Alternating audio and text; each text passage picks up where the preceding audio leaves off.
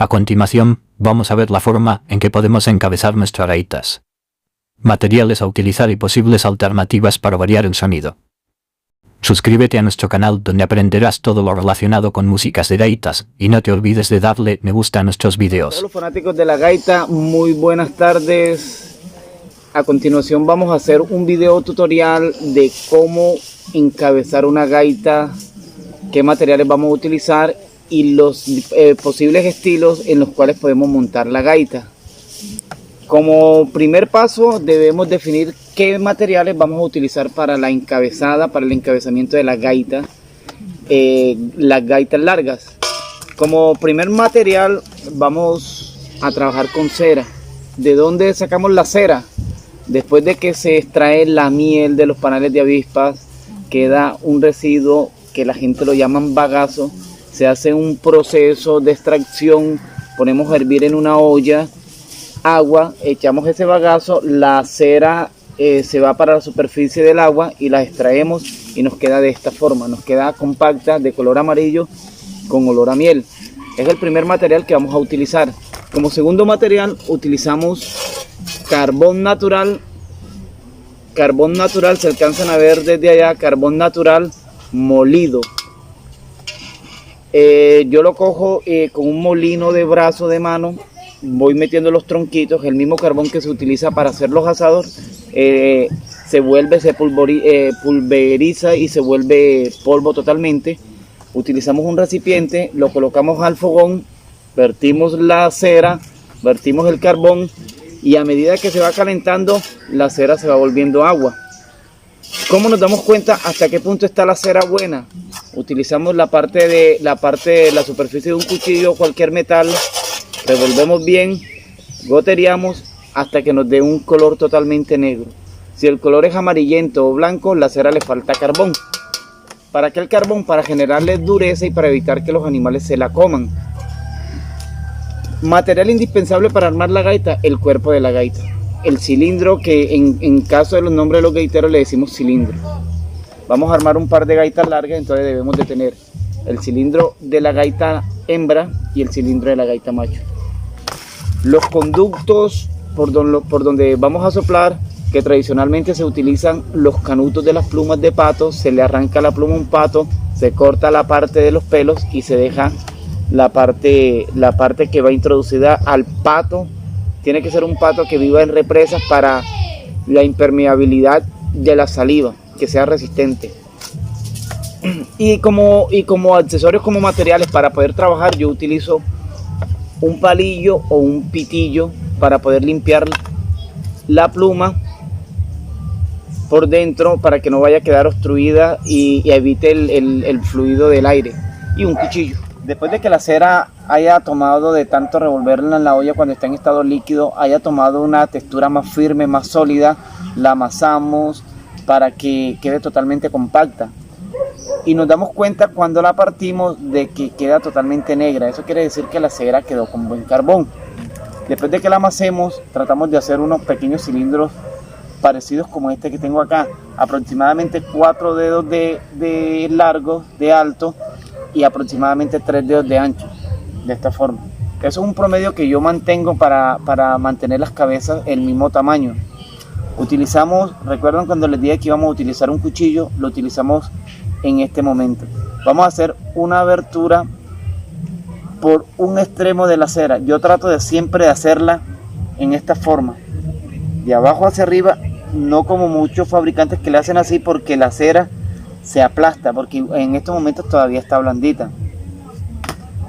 La abro, trato de que el corte, si se alcanza a ver el corte, quede aproximadamente medio o 1 centímetro, donde se va a sostener para poder manipularlo. Esto ya es por estética, yo lo emparejo por dentro. La idea es de que nos quede una abertura en la cual vamos a colocar el cilindro de la gaita, el cilindro, el palo. Empecemos encabezando primero la hembra. Yo le hago una pequeña cuna del lado donde voy a colocar la gaita, de esta forma. Trato de dividir el largo de la cera en 3 espacios. el cual el primer espacio lo va a ocupar el cilindro, de esta forma. Que me quede recto totalmente los huecos con la abertura que acabo de hacer. Recto y derecho, de esta forma. Recta la cabeza, derecha la cera. En este momento ya empiezo a asegurar. ¿Cómo aseguro? Con la parte de la yema del dedo, aseguro la cera a la gaita totalmente, porque dependiendo de cómo asegure la cera al palo, va a ser la resistencia que va a tener la cera al momento de secarse. De esta forma, lo más posible, lo más pegado posible. Podemos coger el conducto para colocarle a la gaita. Podemos coger los protectores de las agujas de los inyectores de 5 milímetros o el cuerpo de las jeringas de insulina. De eso es cuestión personal, a gusto personal de cómo quieren que quede la gaita. ¿Cómo vamos a ubicar nuestro pitillo? Nuestra pluma, nuestro pitillo. Digamos que por aquí quedó el bordo de la gaita, del palo. ¿Se alcanzan a ver? Yo hago una seña para tener referencia. Aquí me dio el bordo del palo en la cera. Vamos a tratar de que del bordo hacia donde vamos a colocar el pitillo haya como máximo 2 centímetros. Entre centímetro y medio a 2 centímetros. Como máximo 2 centímetros, como mínimo centímetro y medio. ¿Cómo lo vamos a colocar? En la abertura que hicimos, introducimos la pluma del pitillo y lo vamos a colocar en forma diagonal, teniendo en cuenta lo que les acabo de decir del espacio. Máximo 2 centímetros, mínimo centímetro y medio. Eso depende la distancia. Entre más lejos va a ser más exigente la gaita en la cantidad de aire, entre más cerquita mucho más suave. Entre más lejos vamos a necesitar mucha más fuerza, va a tener mucho más volumen. Entre más cerquita, menos cantidad de fuerza, menos volumen. Ya eso es cuestiones personales de los gustos del ejecutante. Lo ubicamos. ¿Recuerdan cuando les dije que tuviéramos un pitillo de bom bom bum? ¿Para qué? Cuando colocamos la gaita en diagonal, metemos el pitillo bom bom bum. La punta del pitillo debe reposar en el bordo del palo de la gaita. Lo acomodamos en esta forma. Otra técnica es mirar por el bordo del pitillo, que se nos vea el bordo del palo de la gaita ya, solamente el bordito. ¿Por qué es mejor hacerlo con pitillo? Para evitar que se nos llene de cera el pitillo. Lo acomodamos de esta forma.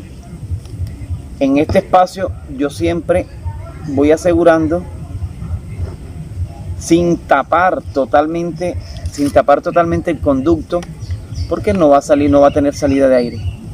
En este momento abrimos un poquito, vamos tapando, vamos metiendo y vamos tapando. Las paredes de la cera de la gaita deben verse al momento de mirar por acá. Miramos por la punta de la cera, de la pluma, perdón, no se nos deben de ver las dos paredes y se nos debe de ver el bordo del palo que viene de la gaita. En este punto la gaita debe sonar. Cuando genera ese sonido, entonces apretamos un poquito, cerramos un poquito el conducto y vamos acomodando la pluma. Entre más en diagonal esté, va a tener mucho más sonido de monte. De esta forma. Si el pitillo queda más en diagonal, va a tener mucho más sonido de monte. ¿Qué quiere decir sonido de monte? Que va a tener mucho más, se va a escuchar mucho más el choque del aire con el borde del palo. De esta forma. Entre más directo al borde del palo, va a sonar mucho más nítido la gaita. La acomodamos.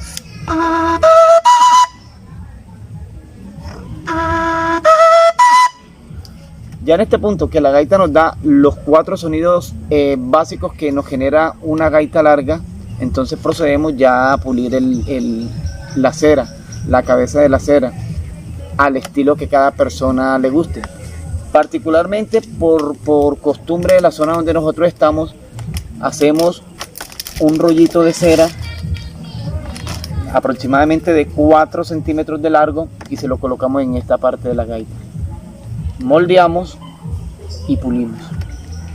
¿Cuáles son los 4 sonidos que nos da? Cualquier hueco al aire o cualquier hueco tapado, como lo entiendan mejor, nos debe dar 4 sonidos: bajo, medio, suave, bajo, medio y alto.